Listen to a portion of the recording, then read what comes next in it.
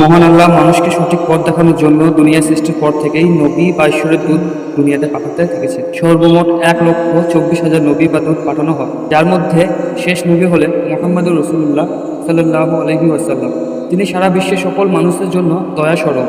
এর আগের নবীগণকে আল্লাহ নির্দিষ্ট জাতি, সম্প্রদায় বা ভূখণ্ডের জন্য নবী বা ঈশ্বরের দূত করেছিলেন, কিন্তু মুহাম্মদ সাল্লাল্লাহু আলাইহি সাল্লামকে সারা বিশ্বের সকল মানুষ এবং জিন সম্প্রদায়ের নবী করা হয়।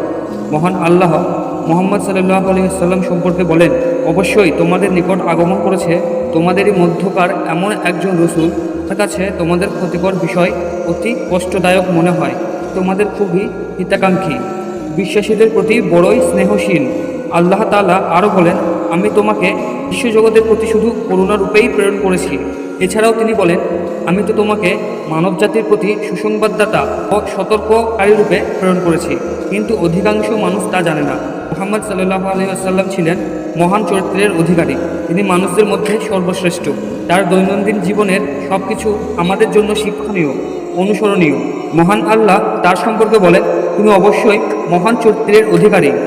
মহানবী মুহাম্মদ সাল্লাল্লাহু আলাইহি ওয়াসাল্লামের সুনির্বাচিত 100টি বাণী আমি আপনাদের সামনে পেশ করব।